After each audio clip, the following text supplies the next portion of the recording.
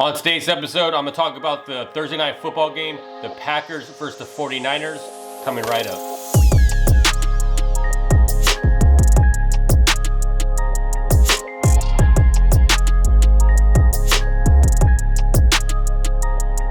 And what is up, everyone? You're listening to the Gridiron Fantasy Football podcast for Thursday, November 5th, 2020.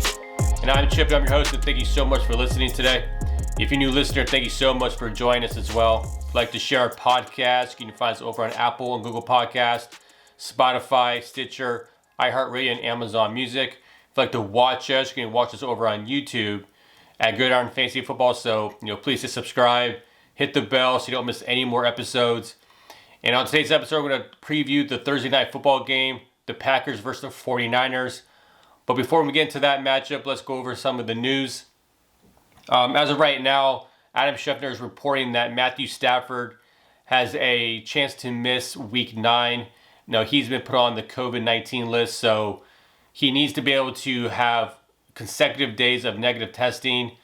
But we see this with a lot of players that, there's a slim chance that he can play. So it looks like he may not play in Week 9. So if that's the case, Chase Daniels will be the guy that goes and starts for the Detroit Lions. So big news. I mean, it's unfortunate, but this is the reality that we live in right now in 2020, is that, anytime, any moment, there's going to be a player that could be testing positive for COVID and then be out for that coming week. So it's still a slight chance. I mean, he could be eligible to play, but it's just not looking likely based on the amount of days that he needs to have to be able to have negative test. And then in Carolina, Matt Rule has indicated that he's very hopeful that Christian McCaffrey can return for Week 9 against the Chiefs. So, he's somebody that's been trying to practice, and he's been trying to come off the IR. He hasn't played since Week 2, so really trying to get him back fully healthy. And it looks like if you're a Christian McCaffrey owner, there's a high chance that you'll be able to have him in Week 9. So get excited about that, because I know you're a Christian McCaffrey, owner. If you were not able to get Mike Davis as your backup, you were struggling at the running back position. So now it looks like Christian McCaffrey will be returning in Week 9. So great news for the Christian McCaffrey owners and for the Panthers. And next, we're going to go into the waiver wires. The waiver wire show was on Tuesday, and finally you figured out on Wednesday morning if your waiver wire pickups were successful. And I like, discussing who are the biggest adds and drops of the week. And based on the stats I have right now, Wayne Gallman had the highest percentage of roster change in most leagues. So Wayne Gallman was the guy that was the most added this week. Then you had Dallas Goedert. He was added as well, along with DJ Dallas. Now, Jamal Williams, he was added, but unfortunately, he will not be playing, tonight he won't be playing tonight in the game because he's on the COVID list as well. So Jamal Williams was another add. And then you had Giovanni Bernard, which is very surprising that he was still available in a lot of leagues, that his roster changed about 8%. So very interesting to see that he was still out there. Corey Davis, Corey Davis had a big game on Sunday, so he was added. And then you got J.K. Dobbins, obviously with Mark Ingram not be able to practice and play. J.K. Dobbins and Gus Edwards were two guys that were added. Zach Moss, I talked about earlier this week that, I feel like Zach Moss is now shifting to being the starter for the Buffalo Bills. So if he was out there, he was a great pickup to have. He could have a good second half of the season for your fantasy roster. So he was a good add.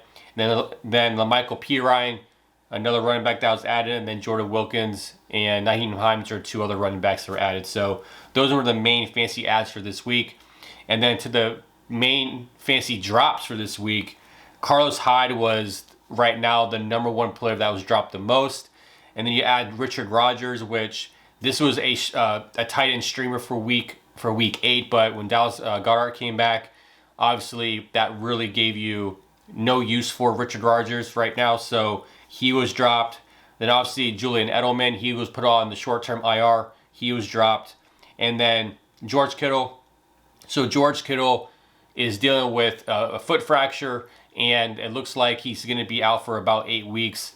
So obviously he's not needed on your fantasy roster anymore. He's just wasting space on your roster. So he was added, and you had, this was a very surprising name. It was Jerick McKinnon. Jerick McKinnon was dropped.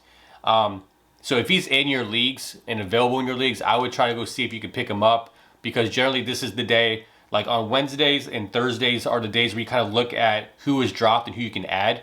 So you always want to see who was dropped so you could put a claim in so you can get that guy on your roster, because that's unfortunate that some players that are good, good fantasy, that should be rostered in many leagues, get dropped for some new names. So Jerick McKinnon was on that list. Devontae Freeman, he's been injured, so he was obviously dropped.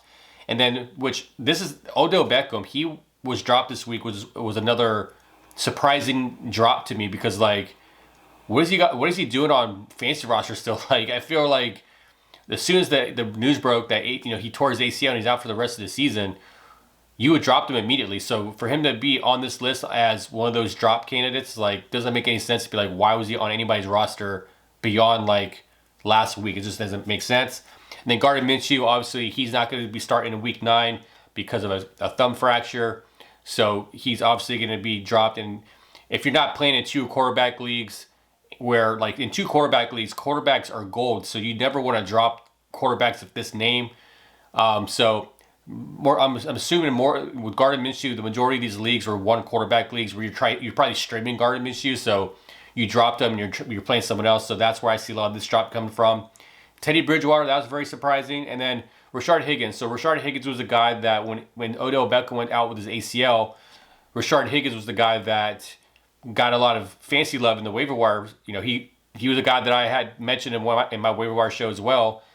But the problem is he had a bad game on Sunday, which you can't really get upset by the fact that he had a bad game against the Raiders, because that game was very windy, very cold.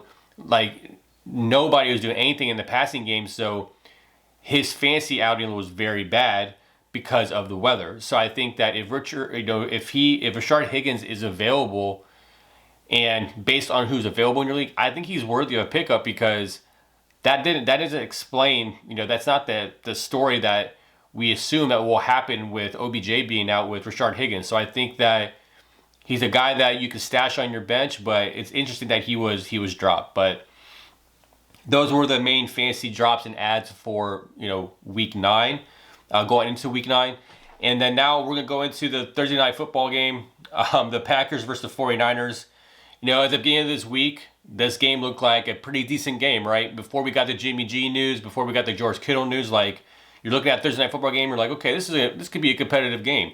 A repeat of the NFC Championship game from last season. So it definitely was a game that you would expect it to be a lot better than what we're looking at today. So right now the Packers are favored by 7 points, and it's a 48.5 over under. Now I think obviously this is going to be a clear win for the Green Bay Packers. I mean, they're a little bit healthier than the 49ers, because you got to think about now, for the 49ers, Trent Edwards, Kendrick Bourne, Brandon Ayuk, and then obviously Deebo Samuel's been out, but they're all on the COVID list, so they're all missing this game. And then on the Green Bay Packers side, you got Jamal Williams and you got A.J. Dillon. They're on the COVID list, so that only leaves Dexter Williams and Tyler Ervin as the starting run backs for the Packers. So this whole game, there's not really a lot of fancy options. So obviously in this game, you're starting Aaron Rodgers. You're going to start. Now, Aaron Jones, he's been questionable with his calf. He could play. So that's the only caveat about this game, is that if Aaron Jones is active for this game tonight, you're going to start him. I mean, if he's healthy enough to play, I think with the injuries and the bye weeks, and if you have Aaron Jones, you're going to play Aaron Jones. Just have low expectations, but that's still questionable to happen. He is on the flight to San Francisco, so he should be able to test it out pre-game and see how he feels, and hopefully he'll be able to play. So and then you got Devontae Adams. You're going to play Devontae Adams, and then I think Robert Tonyan, he's a fringe tight end 1 this week, so I think he's a good start. And when it comes to San Francisco, when it comes to flex, I think Jermichael Hasty and Jerick McKinnon are 2 flex options. I think with JaMycal Hasty, he's the guy that you will start over Jerick McKinnon based on kind of the gut feeling for that. But other than that, those are the guys that you're going to play, and then you're not going to start, and you're going to sit Nick Mullins. You're not playing him. There's not anybody he can throw to. It's just going to be a very ugly game, I think, for the 49ers offense when it comes to the passing game. So that's, those are the fancy options for this game.